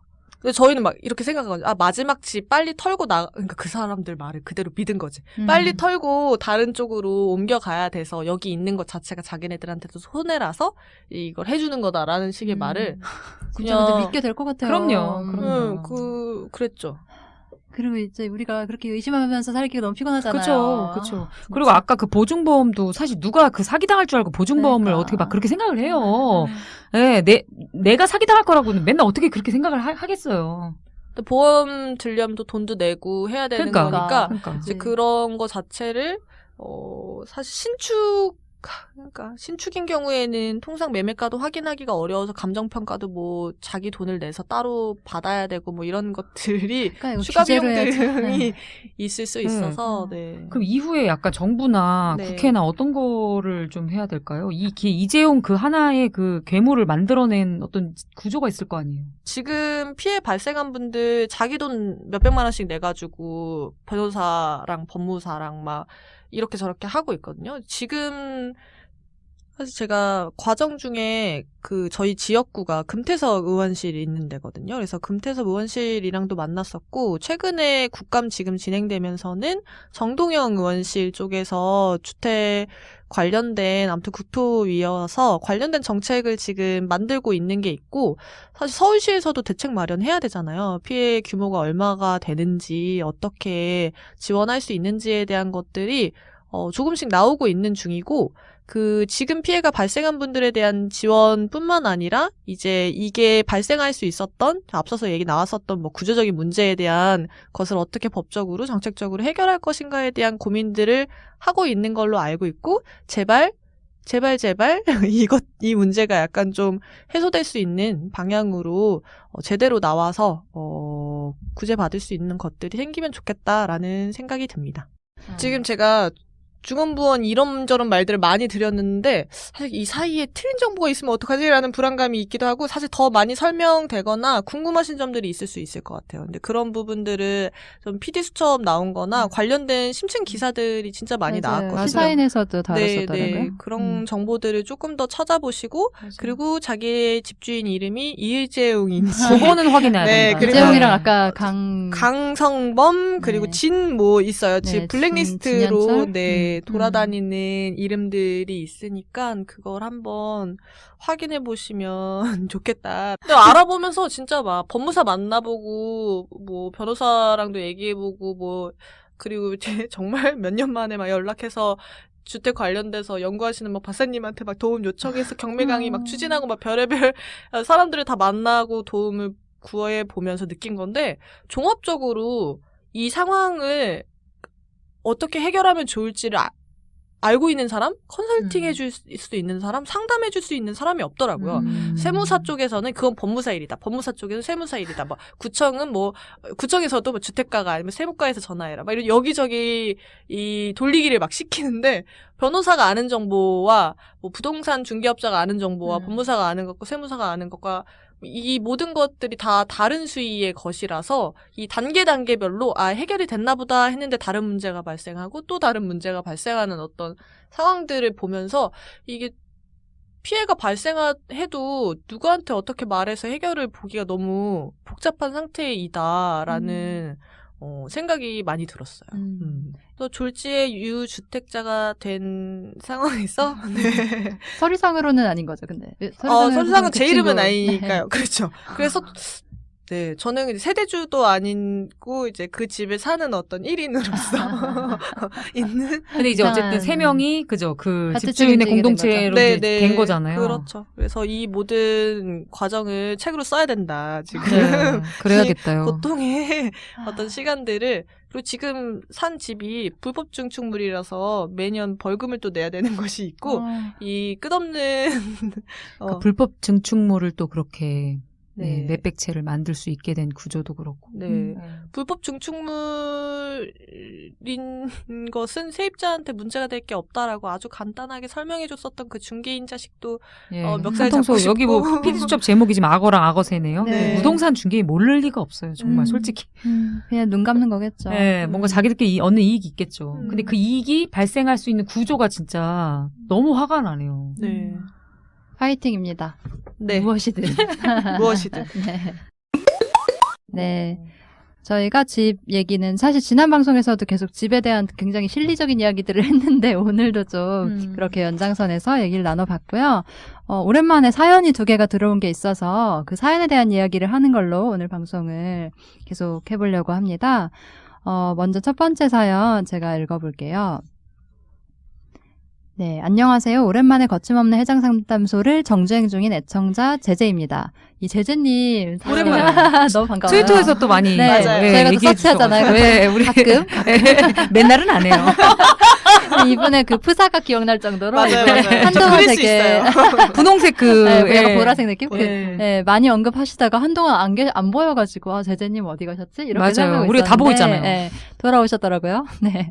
그래서 이분들 이렇게 써주셨어요. 1년 정도 팟캐스트 듣는 걸 잊고 살다가 최근에 너무 힘든 일이 있어서 며칠 폰을 끄고 지내다가 마침 떠오른 해장상담소 민회분들의 입담과 웃음소리를 듣고 다시금 괜찮아지고 있네요. 네, 다행입니다. 1년 반 넘게는 펜지를 한다고 바빴어요. 언제나 제가 페미니스트라고 말하고 다녔는데 펜지를 하는 도중에 이제 입장이 다른 페미니스트들을 맞닥뜨리기도 하면서 굉장히 회의감이 오게 됐고 팬덤 안에서 이제 제가 페미니스트라고 말하면 내부 공격을 받기도 해서 말을 안 하기도 하고 많이 참여도 못했네요. 이제 제가 마마무 팬인데 이제 소위 레디컬 페미니스트라고 하는 사람들 입에서 마마무가 언제나 까이면서 마마무는 이제 걸그룹이죠. 네, 심적으로 매우 고통받고 있어요. 같이 얘기해보면 좋겠다고 생각한 게 마마무가 퀸덤에 출연 중이에요. 이제 퀸덤 2분 혹시 보시나요? 네, 저는 보고 있어요. 네네, 저도 네. 봐요. 전 트위터에서 요즘에 언급이 많아가지고 이게 무슨 TV 프로그램이고 여자 가수들이 나와서 약간 배틀식으로 하는 거더라고요. 그쵸. 네. 1회차에는 마마무 노래를 하면서 마마무가 마마무 본인들의 노래를 하면서 제복을 입었고 2회차에는 AOA라는 이제 가수의 노래를 하면서 각자가 하고 싶은 스타일을 했어요. 반대로 AOA는 1회차에 짧은 치마를 부르며 지퍼 있는 치마를 입었고 2회차에는 수트를 입었죠. 이 수트 입은 영상 저도 본 것 같아요. 되게 화제가 많이 돼서. 네. 그렇죠. 네, 근데 마마무가 엄청 공격을 받았었답니다. AOA처럼 해야 된다고, 이제 수트 입은, 그렇게 해야 된다고 하면서 2회차 때 노출이 있는 마마무 의상이 여성 인권을 끌어내린다고 말했어요.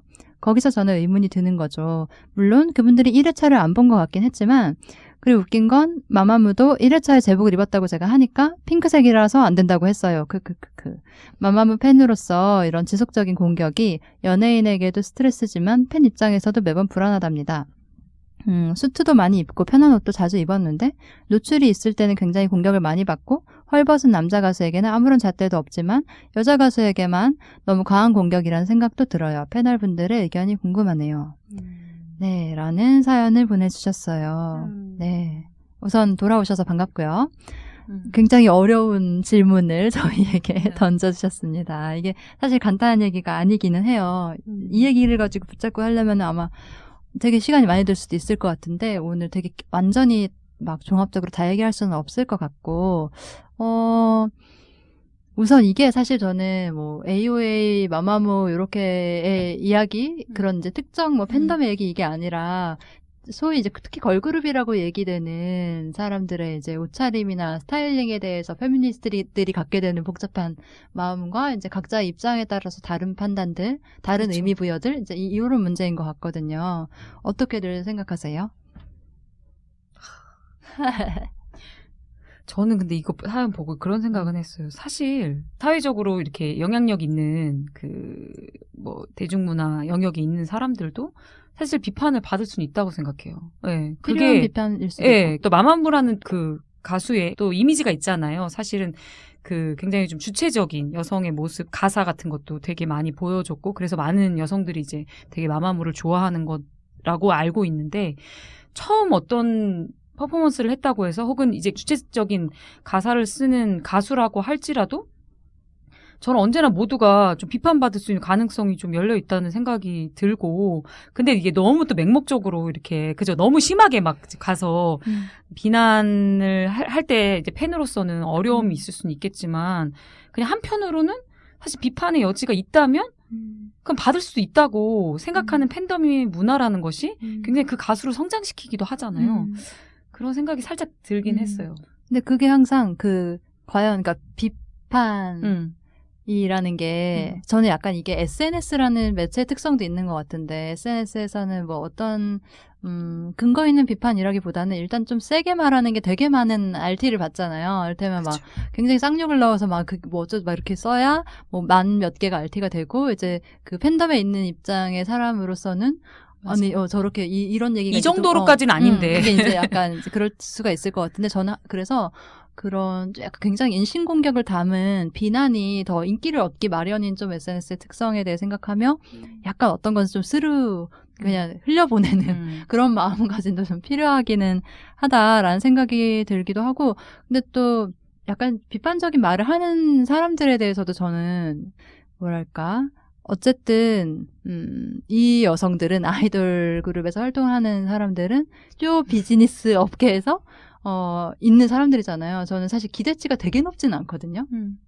그런데 그 안에서 어떻게든 조금이라도 틈을 벌리려는 시도를 하는 경우들이 있는 것 같아요. 특히 이제 킹덤 안에서도 뭐 AOA도 그렇지만 마마무도 뭐 약간 그 걸그룹이라고 소위 얘기되는 사람들의 스타일링을 좀 확장시킨 실천의 어쨌든 과정들이 있었잖아요. 그게 그쵸. 얼마나 의식적이었건 아니었건 간에. 그쵸. 근데 이제 그런 시도들을 했을 때 이제 이렇게 되게 지지를 이제 많이 해주고 이런 것도 필요하고 또 물론 이제 여전히 그 안에서 되게 가부장적인 시선을 내면화하고 답습하고 있고 막 이런 거가 있을 때 비판하는 것도 필요한데 저는 가끔 너무 뭐랄까 그러니까 그 비판에 되게 환희가 너무 실려 있다는 느낌이 들 때가 있어요. 그러니까 그 비판하는 것에 너무 기쁨을 느끼는 너무 기뻐. 것 같은. 그러니까 그쵸, 근데 그쵸. 그럴 때 그 비판이 들리지 않을 거기 때문에 그것은 이제 팬덤에게도 안 들릴 거고 당사자들에게도 나름대로 이제 노력하는 사람들에게도 아마 안 들릴 거기 때문에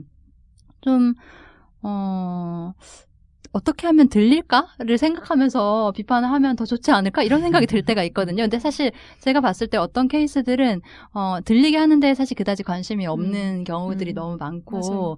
그래서 들리게 하는데 관심이 없는 사람들의 얘기를 들어주면서 반응할 필요가 있을까? 좀 그런 생각이 들 때가 있어요. 근데 참 이 사연 주신 분은 계속 이제 사연에서 그 레팸이라고 레디컬 페미니스트라고 지칭을 하셨는데 저는 이거는 좀 짚고 싶은 게 그 어떤 식의 특정한 행동을 특정한 뭐 비난이나 비판을 하는 사람들이 레디컬 페미니스트다라고 얘기할 수는 없는 것 같거든요. 그러니까 레팸이라고 하지 않는 사람들도 그런 행동을 하는 사람들이 많고 그리고 레디컬 페미니스트라고 정체화하면서도 전혀 이런 식으로 행동하지 않는 사람들이 있기 때문에 또 이렇게 말해버리면 좀 불필요한 논쟁을 너무 많이 하게 되는 것 같아요. 아무튼 이런 얘기할 때 항상 그리고 뭐 주체적 섹시니 뭐 이런 얘기 뭐 이런 얘기 하게 되잖아요. 네. 뭐 무슨 코르셋 얘기랑 같이 뭐 뭐를 입었다고 하던데 요즘에는.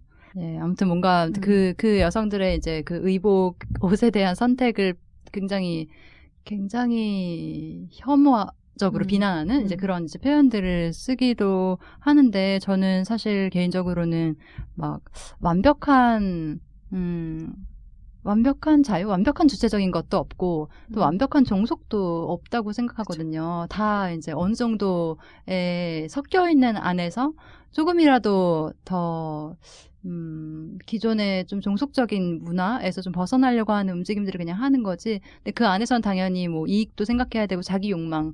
근데 자기 욕망도 순수하게 내 욕망인 거는 아니지만 그런 것도 생각하는 가운데 어쨌든 적정선을 자기 나름대로 찾아가는 과정인 거고 사람들이 그 적정선을 찾아 나설 때 좀이라도 용기를 낼 수 있는 방향으로 우리는 영향을 미치려고 해야 된다? 좀 그렇게 생각하는 편이에요. 그리고 특히나 우리는 여자를 미워하게 만드는 사회에서 자라났기 때문에 더 약간 덜 그러니까 비난보다는 좀 응원해야 한다고 생각하는 편이에요, 저는. 약간 기준치가 훨씬 높잖아요. 여성들이 어떤 행동을 너무나 했었을 때 그래요. 바로 비판받고 이제 끝내는 그 사람이 네. 했었던 의도나 이런 것들을 맞아요. 파악하지 않을 때가 많아서. 근데 비판은 물론 필요하죠. 그렇죠. 물론 필요하지만 예를 들어서 퀸덤을 예로 생각하면 그러니까 사람들이 어떤 옷을 입고 나온 여자 가수를 욕하기는 되게 쉬운데 그런 세팅을 만든 제작진보다도 그 여자 가수가 훨씬 더 욕먹는 상황이 되잖아요. 그러니까 이건 마치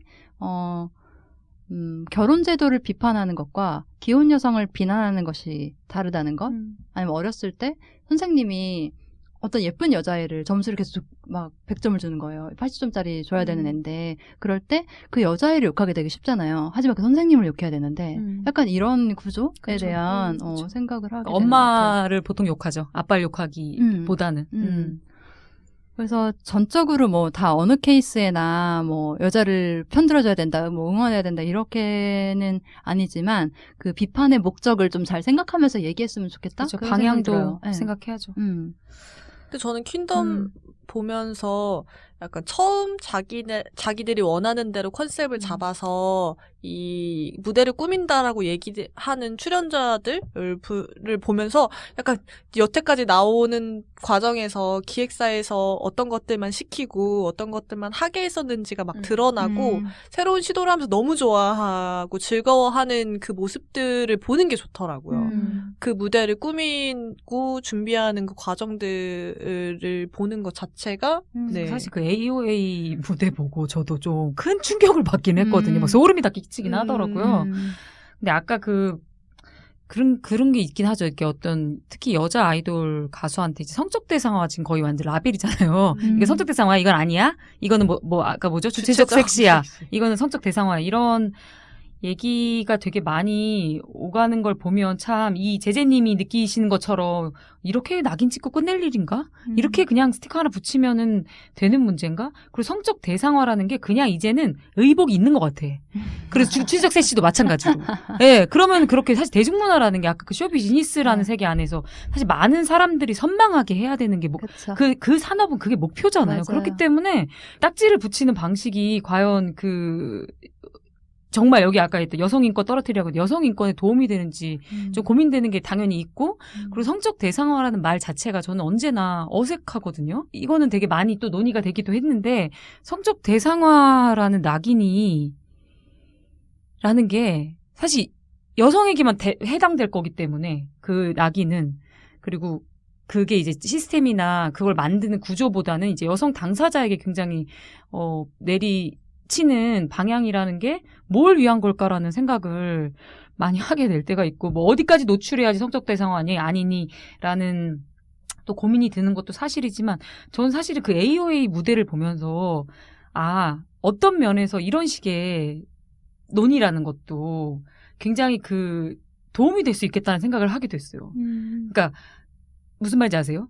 아니요. 아직은. 그러니까 저는 사실 성적 대상화 막 낙인 찍고 이러는 방향에 대해서 아니 그렇게 얘기될 건 아닌데 그리고 당사자 여성이 그렇게 하는 건 좀 아닌데라는 생각은 들었으면서 이제 들으면서도 그 이번에 AOA 무대를 보면서 우리가 원하는 방향대로 되게 올바른 페미니즘 논의가 되진 못할 수는 있겠지만 그런 성적 대상화에 대한 발화가 좀 많아지니까 사실은 그 AOA도 그런 무대를 하고 싶었을 수도 있겠다. 여성 팬이 지금 훨씬 많잖아요. 그게 또 주는 또 자극이 좀 있더라고요. 그래서 이해되셨어요? 네. 예. 그러니까 기존에 우리가 성적 대상화에 대한 얘기를 페미니스트들이 많이 하니까 또 그 예. 영향을 받아서 또 새로운 예. 시도가 이루어지기도 그렇죠. 하는. 그리고 그거를 또 본인들이 설득시킬 수 있었을 수도 있어요. 그거 힘이 됐다고 맞아요. 제작자, 그러니까 당연히. 사실은 근데 그것은 먹힌다는 판단이 있을 때 되는 거거든요. 그렇죠. 사실 그게 그렇죠. 사실 한계이기도 하면서 가능성이기도 한 건데 그렇죠. 그래서 어떤 면에서는 대중들의 선망이라는 거를 완전 무시할 수는 없는 그냥 생리인 것 같아요. 그런 생태계 그렇죠. 안에서의 시도들을 하는 거고 그 시도는 당연히 언제나 한계가 있을 수밖에 없지만 그래서 항상 비판과 읽어주는 거, 그 노력을 읽어주는 게 같이 가야 되는 것 같아요. 맞아요. 그래서 저도 이제 AOA에 대해서 가지고 있었던 여러 가지 이제 그간의 행보들과 사람들과 사실 확 좋아할 수 없었던 이유나 이런 거를 좀 반성하면서 막 그 유튜브에 댓글을 썼거든요. 굉장히 너무 놀랍다. 그러니까 제가 놀라운 건 여기서 얘기한 성적 대상어가 주체적 섹시로 변했다는 얘기가 아니라 그러니까 여성 아이돌도 이제 여성 노동자로서 언제나 변화 가능하고 그러니까 성장 가능하다. 그 성장할 때도 있고 성장이 가능하다는 건 언제 또 후퇴도 가능하죠. 그러니까 그 과정이 이 여성 아이돌이라고 걸그룹이라고 하는 사실 어떻게 보면 세상에서 가장 자극적으로 대상화된 존재들에게 딱 그걸 보였을 때 굉장히 좀 막 소름이 끼치는 거예요. 혼자 보면서 한 100번 봤어요. 그리고 이제 그런 다른 이제 유대의 반응들 막 되게 멋있다고 해주는 서로의 공연들을 보면서 그런 느낌을 받았는데 이게 지금 제재님 고민에 좀 해결이 될지 모르겠지만 딱 완성된 가수는 없긴 하잖아요. 맞아요. 네. 그리고 이제 저는 어떤 것이든 한 방향의 의미만 발생시키는 게 아니고, 그쵸. 다 이제 그것은, 되게 다양한 의미를 품고 있고, 그걸 어떻게, 확장시키냐는 이제 그 다음 스텝에서 다른 사람들과의 상호작용 속에서 이제 일어나는 거라고 생각하는데, 근데 이제 마마무의 무대에 대해서 많은 비판을 한 사람들의 활동들도 어떤 영향을 또 미칠 거예요. 그게 네. 또 이제 어딘가로 가겠죠? 네. 근데 그런 건 있어요. 굉장히 어려운 주제인 건 맞는 것 같아요. 맞아요. 지금 네, 우리가 너무 좀 이게 짧은 어려워요. 시간에 얘기하려니까 네. 더 그리고 답답한데. 마마무가 계속 공격받는 것은 또 다른 맥락으로 네. 약간 어떤 이유들 그걸 만들어내고 싶어하는 사람과 그렇게 비판의 지점을 만들어 가야 하는 어떤 이유들도 있는 거. 솔직히 같아서. 이번 퀸덤에서의 마마무에 대한 비판은 어떤 면에서는 좀 여성 혐오가 있었을 수도 있다고 생각이 들긴 왜요? 했어요. 못 봐가지고. 그러니까 이 AOA에 대한 굉장한 찬양에 굉장히 대비되는 마마무의 이 의상에 대해서 이렇게까지 비판받아야 되는가 솔직히 저도 좀 의문이 들었거든요. 그러니까 이런 게 있어요. 여성을 계속 비교하려는 잣대 있잖아요. 맞아요, 그건 맞아요. 여성들도 있을 수 있죠. 그리고 특히 대중문화에 종사하는 뭐 아이돌이나 가수들한테 꼭 그런 식으로 비교하면서 한쪽을 우위에 세우면서 이제 한쪽을 내리는 그런 현상이 있잖아요. 꼭 비교하잖아요. 근데 저도 이제 이번 퀸덤에서의 마마무에 대한 비판 좀 과했다는 생각은 들긴 하거든요. 마마무가 무슨 뭐 페미니스트 거의 무슨 주체적 섹시를 막 그 의무로 가져야 되는 사람들이 아닌데도 AOA가 이제 상대적으로 이 좀 두각을 보이니까 마마무가 훨씬 더 또 공격을 받는 또 이 제재님의 고민은 맥락적으로 이해는 또 되기는 해요. 개별 이 멤버들마다 컨셉이 다 달랐었거든요. 그 섹시함이 컨셉인 사람도 있고 있었죠. 그게 아닌 어떤 사람들도 있었었는데 이제 그 컨셉을 잡은 누군가가 있다는 이유만으로 그리고 저는 그럼 모두 다 수트를 입고 나와서 춤을 추면 되는 건가? 그런 식으로 어떤 강한 군무라고 이게 걸그룹의 어떤 뭐 예를 들어서 예쁜 선이라고 얘기된 어떤 동작들 거기에 출연하는 많은 분들은 소녀소녀한 어떤 동작을 하는 걸 이제 그만하고 싶다라고 얘기하던 그 컨셉의 걸그룹들은 다른 강한 선을 보여주는 무대를 하는 것이 자기들의 어떤 새로움이고 도전이고 이런 거잖아요. 거기서 꼭 수트를 입어야만 그들의 어떤 변화가 있는 건 아니잖아요. 그 마마무 입장에서는 또 이제 자기들이 수트 입었을 때 어떻게 보면 또 약간 뻔해 보일 수 있어서 그렇게 또 차용했을 수도 있긴 해요. 맥락적으로. 맞아요. 그래서 이제 비판이 가능한 어떤 지점은 열려져 있어야 된다라는 것과 이제 스루할 것들은 스루하고 넘어갈 수 있어야 한다. 라는 정도의 정리될 수 있지 않을까요? 네. 너무 부족하겠지만. 네. 네. 제재님, 도움이 되셨길 바라며 계속 들어주세요. 네. 사연이 하나 더 있어서 이것도 읽어보겠습니다. 안녕하세요. 해장상담소 늘 잘 듣고 있는 돌멩이입니다. 주제가 무거울 때도 가벼울 때도 있지만 제가 공감할 수 있는 내용의 미디어가 있다는 자체로 숨통이 많이 트입니다. 다들 호탕하게 웃으실 때 저도 함께 웃을 수 있어 가장 좋습니다. 항상 고민하고 있던 부분인데 이제야 메일을 드립니다. 제 안에도 여성 혐오가 있다는 걸 알고 있습니다. 하지만 다른 여성에게서 여성 혐오를 발견할 때 어떻게 해야 할지 모르겠습니다. 애는 엄마가 키워야지는 물론이고 중고등학교 때 여자는 수학을 못해 라는 것처럼 데이터 관련 일을 하는 제 앞에서 여자는 이제 통계를 많이 사용하는 데이터 처리보다는 사람 심리 관련한 일을 더 잘해 라는 말까지 들었습니다. 처음에는 그렇게 생각하나 보다 나랑 생각이 다르네 정도로 그냥 침묵하고 넘겼습니다. 하지만 그런 말을 옆에서 같이 주워들은 남자들이 그런 발언들을 예로 들면서 자 봐라 여자들도 이렇게 생각한다 라고 여성 혐오를 재생산하는 헛소리를 짓거리고 다니는 걸 들으니 혈압이 오르더라고요. 남자들에게는 아무 기대도 없지만 여자들에겐 내심 기대를 하고 있어서 많이 실망하고 고민되는 것 같습니다. 이런 발언이 나올 때 끼어들어서 뭐라고 하자니 말재주가 없어서 분란만 만들 것 같고 조용히 있자니 열이 받네요. 어떻게 해야 할까요? 네. 공감 가는 사연이죠. 여기서 그렇다고 여자분과 싸울 수 있고 이제. 근데 저는 이 사연에서 네. 그 남자 있잖아요. 응. 자, 봐라, 여자들도 그렇게 생각한다. 이거 진짜 진짜 짜증나. 이거가 진짜 핵심이긴 한데, 음. 이때는 그쪽이랑 너는 싸워야 뭐야? 되는데. 너는 빠져. 맞아. 네 주장을 하지도 못할 아니, 거면서. 너는 빠져. 그리고 여자들도 이렇게 생각한다는 것을 이제 핑계로 네, 그쵸. 결국 자기 생각을 얘기하려고 하는 그쵸. 거. 좀 굉장히 비겁한 어떤. 네. 근데 이 사연 볼 때 그 남자들에게는 아무 기대도 없지만 여자들에겐 내심 기대를 하고 있어서 이런 표현이 이렇게 써주셨는데 사실 이거 되게 핵심적인 거라고 맞아요. 생각합니다. 저도 밑줄궜어요. 예, 절대로 기대를 높이면 안 된다고 생각해요. 여성에게. 저도 이 사연 주신 돌멩이님처럼 굉장히 이제 여성에 대한 남성이야 사실은 뭐 만나지도 않고 그러니까 뭐 그럴 수도 있는데 훨씬 더 그런 거 발견할 때 훨씬 이렇게 마음에 남자는 사실은 그냥 비켜 있게 되는데 여자인 경우에 이제 좀 더 복잡해지는 심정이 있기는 하지만 그냥 약간 가끔은 외우는 게 필요한 것 같아요. 그러니까 여성에게 더 간대해야 된다. 이거를 그냥 이게 이런 마음 또 들 때 또 다시 생각하고 또 다시 생각하고 무조건 그래도 여자들도 그렇게 생각하지 않냐는 남자가 더 핵심인 거를 계속 상기시키는 노력이 되게 필요한 것 같아요. 여자는 그럴 수 네, 있다. 네, 여성에게 간대해야 된다. 그러면서도 이런 생각도 들었어요. 그 남자랑 있을 때는 뭐야 너는 빠져 이렇게 하고 둘이 여자랑 있을 때는 따로 꼭 얘기해야 된다고 생각해요. 사실 꼭 그리고 어떻게 얘기해야 될지 어려울 때는 그게 좋은 것 같아요. 그냥 질문하는 거. 그러니까 왜 그렇게 생각했냐. 예를 들어 여기서 여자는 심리적인 걸 더 잘한다고 얘기했을 때 그러니까 가끔은 그 질문이 또 가장 효과적일 때가 있잖아요. 그러니까 왜 그렇게 생각했냐를 꼭 얘기하는 것이 이 사람에 대해서 배제하는 게 아니라 가끔은 그 왜라는 질문이 굉장히 사실 애정에 기반할 수 있다고 생각하거든요.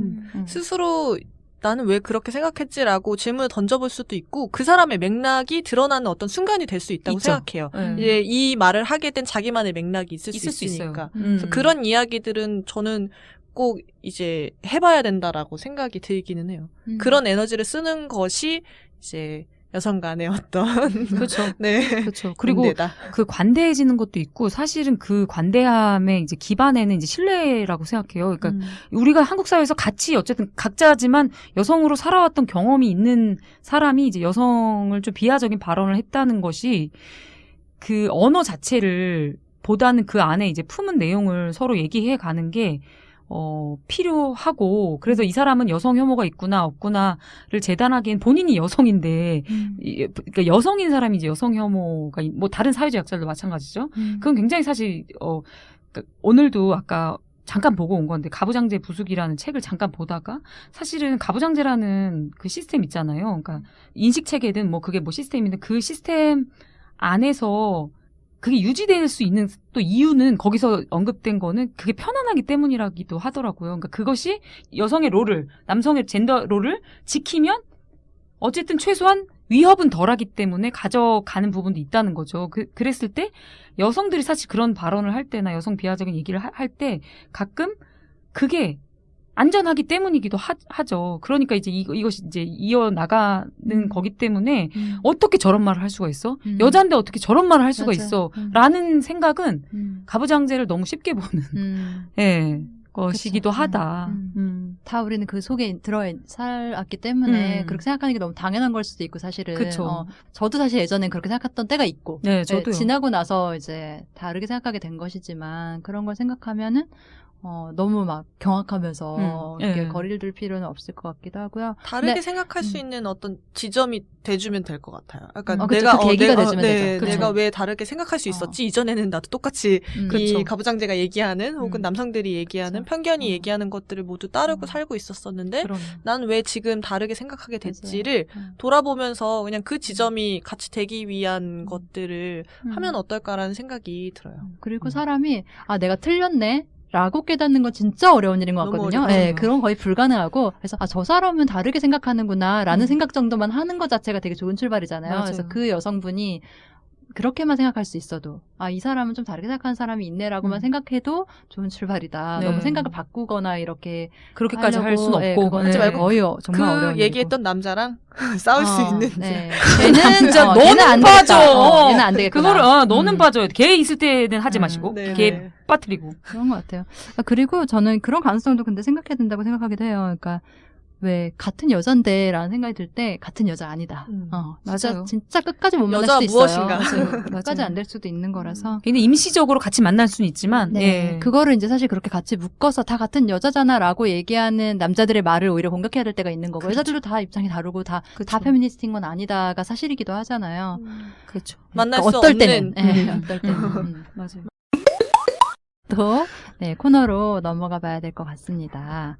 네, 저희 코너로 넘어갈까요? 해장 픽. 힘없이.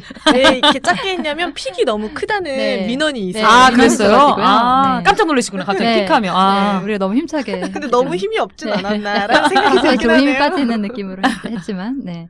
네, 추천하고 싶은 거 아무거나 얘기하는 시간입니다. 얘기해 주세요. 네, 저는 그 다시 만남 페미니즘이라고 이 뉴스레터 메일링 시스템 추천드리고 싶어서 가지고 왔어요. 이게 뭐냐면 코난하고 마음님이 이제 만드는 건데 지금 9월이 아니죠. 10월 9일 기준으로 105호를 발행한 뉴스레터고 이틀에 한 번꼴로 페미니즘 관련된 뉴스들을 주제로 이제 나눠가지고 보내주는 시스템이에요. 그래서 이걸 어떻게 구글 신청 링크를 불러드릴 수도 없고 어떻게 해야 되지? 그래서 그들의 트위터나 인스타 이런 거를 찾아봤는데 너무 옛날에 게시가 올라오고 안 올라온 거예요. 그래서 코나님 듣고 있으면은 저기 업데이트 좀 해주면 좋겠는데 메일은 제대로 이틀에 한 번씩 오고 있거든요. 인투 더 페미니즘인데 인투 닷점 찍고요. 더 점 찍고 페미니즘이라는 계정 인스타나 트위터, 페북 들어가시면 구독하실 수 있는 링크가 있어요. 사실 뉴스를 자주 보기가 좀 어렵고 그 중에서도 내가 관심 있을 만한 페미니즘 소식, 그러니까 멋진 여자들이 어떻게 살고 있는지 혹은 어떤 여성들이 어떻게 싸우고 있는지에 대한 소식들을 모아서 전해주는 시스템이라서 많이 배우고 굉장히 정보들을 좋아요. 네, 그거 얻고 받으시면. 있어서 많이 구독해 주시면 좋겠다는 생각이 들었습니다. 네, 들어가 봐야겠네요. 저는 픽은 아니고 뭐라고 해야 되지? 최근에 저 예전에 팟캐스트 나오셨던 아몰랑 님 있잖아요. 아몰랑 님이 그 중고 거래하려다가 네이버로 그러니까 중고 거래하면 이제 계좌 입금 바로 하면 위험하니까 네이버 안전결제 뭐 이런 시스템이 있나 봐요. 그럼 네이버 안전결제 시스템을 그 사람이 보낸 거예요. 근데 아무 아이디나 쳐봤는데 로그인이 되는 거예요. 그래서 그러니까 사기였어요. 어쨌든. 근데 사기는 당하지 않고 아무 아이디나 넣어봤더니 되길래 이상해서 닫았는데 혹시 네이버로 안전결제 이렇게 요청하는 중고 거래하시는 분 있으면 하지 마시라고요. 근데 네. 그 화면 저도 봤는데 네. 그냥 네이버 결제 화면이랑 똑같은 똑같아요. 거예요. 구별이 네. 안 돼요. 다르게 써 있어요. 근데 근데 주소가. 주소가 다르게 써 있는데 주소를 보통 핸드폰 창에서 주소를 보이게 안 해놓잖아요. 한 번 더 밑으로 내리는 걸 해봐야 주소가 창이 뜨거든요. 맞아요. 그래서 그걸 바로 이렇게 결제 같은 거 할 때는 그걸 좀 확인해 보시는 게 필요할 것 같고. 근데 또 이건 확인이 안 된다 이런 얘기도 막 그냥 나오더라고요. 네이버 안전결제로 하자고 하면 하지 마요. 어떻게 해야 돼요? 정확한 아니, 정보예요. 너무 네이버랑 똑같은데? 그리고 그냥 아무 아이디나 쳐보세요. 그러니까 1, 2, 3, 4, 1, 2, 3, 4 쳐서 로그인 되면 그건 100% 아니라는 거죠. 그렇죠. 예, 그리고 지금 그 네이버 안전결제 요청하거나 중고거래 그때 50만 원이었대요. 아몰랑 피해를 봤으면. 근데 아이고. 그런 사람 있으면 조금 경계하면서 검색해보시면 네. 바로 나오더라고요. 사기 수법이. 그거 한번 확인하시면 좋을 것 같다. 예. 네, 저 사실 원래 오늘 해장픽 가져온 게 없었는데 듣다 보니까 생각났어요. 그래서 막 적었는데 제가 요즘 영어 공부를 하려고 하고 있는데 활동가들이 지금 외국어 하려고만 공부해. 하고 있는데 예. 아직 근데 제가 이거 영어 팟캐스트들 있잖아요. 네네. 근데 그 중에 페미니스트들이 하는 팟캐스트가 있어요. 근데 이제 뭐가 좋은 건지 잘 모르겠잖아요. 근데 제가 몇 개 이렇게 좀 찔러보다가 조금 좀 괜찮은데라고 생각했다. 물론 제가 되게 조금밖에 안 들어봤기 때문에 다 괜찮은 건지는 모르겠어. 근데 뭔가 발음 같은 게 되게 좀 잘 들리고 주제가 좀 다양한 되게 재밌는 주제들로 이루어진 게 하나는 그냥 이제 검색해보면 나올 텐데 Ladies Who Lunch 라고. 근데 이거는 아마 한 2, 3년 전까지 하다가 지금은 이제 없는데 꽤 에피소드가 많거든요. LADIES, 후, 런치 먹는 여자들. 팟빵에 치면 나와요? 팟빵에 있는지는 모르겠어요. 저는 왜 그 외국 팟캐스트들 있는, 뭐더라? 네. 저는 팟캐스트 어딕트라는 어플에서 이제 음. 봤거든요. 근데 이게 외국 어플이어가지고 아마 팟빵에는 안 나올 것 같기는 해요. 이거랑 그리고 일하는 여자들의 어떤 고민들 같은 걸 얘기하는 Women at Work라는 팟캐스트가 있어요. 이거 둘 다 여자들이 나와가지고 페미니스트 뭐 미투 운동 뭐 이런 거 혹은 뭐 임금 격차 아니면 어떻게 여자의 말이 더 설득적으로 들리게 할 것인가 이런 전략적인 거를 이제 그 Women at Work에서 많이 얘기하고 Ladies Who Lunch는 뭐 외모 이슈라든지 성폭력에서 어떻게 피해자를 탓하지 않을 것인가라든지 아니면 뭐 커밍아웃 얘기라든지 뭐 가족에게 나의 뭐 비백인 남자친구를 소개하기 뭐 이런 일상적인 주제부터 되게 다양한 것들이 나와 있는 팟캐스트예요. 재밌겠네요. 알아들으면 좀 재미가 있겠더라고요. 괜히 듣는 거죠, 뭐. 네, 그냥 네. 국제 상황을 또 파악하려고. 근데 하는 얘기들이 가끔 이제 들리는 부분들이 있잖아요. 네. 그러면 이제 막 그런 얘기가 있었어요. 뭐지?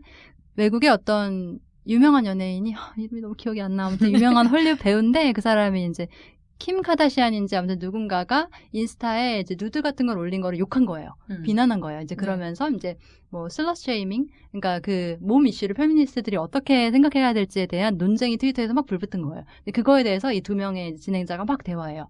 이런 게 되게 우리 이슈랑도 많이 지금 마마무 아까 네. 그래서 참고해볼 만한 지점도 있고 이게 되게 전 세계 공통이구나. 알아들을 수 있는 만큼의 정보를 얻을 수가 있습니다. 추천해봅니다. 네, 나온 소감 짧게 오늘 얘기하고 끝낼까요? 네. 저는 아니 너무 말을 길게 많이 해가지고 약간 넋이 나가셨어요. 상태. 얼굴이 지금 회색빛이에요. 이러려고 나온 게 아니었는데 되게 웃긴 에피소드가 많았던 것 같은데 웃으면 안 되는. 찐망님 웃기진 않아요. 지금 왜냐면 당사자기 때문에. 그래서 약간 안 웃길 수밖에 없는 주제였다라고 생각하고 그래도 오랜만에 팟캐스트에서 인사드릴 수 있어서 좋았고요. 다음에 좀 즐거운 주제로 여러분들 좋아하시는 웃음소리 빵빵 터뜨릴 수 있는 주제로 다시 나올 수 있으면 좋겠습니다. 네. 저는 또 이제 찐망님이 이런 얘기 해주셔가지고 사실은 또 쉽지 않잖아요. 우리가 또 이제 뭐 활동가여서 또 이런 또 접근성이 있기도 하고 다른 분들 피해자들이 할 수 없는 얘기를 또 이렇게 힘든 얘기잖아요. 사실 내가 사기당한 얘기 뭐 이렇게 길게 하고 싶어요, 우리가. 근데 이제 그것이 이제 다른 또 사람들에게 미칠 영향이나 이런 걸 고려해 주셔가지고 나와서 얘기해 주셔서 너무 좋았습니다. 네. 네, 그러면 오늘 방송은 여기에서 마무리하는 걸로 하겠습니다. 다다음 주에 다시 찾아오고요. 여러분, 그때까지 안녕!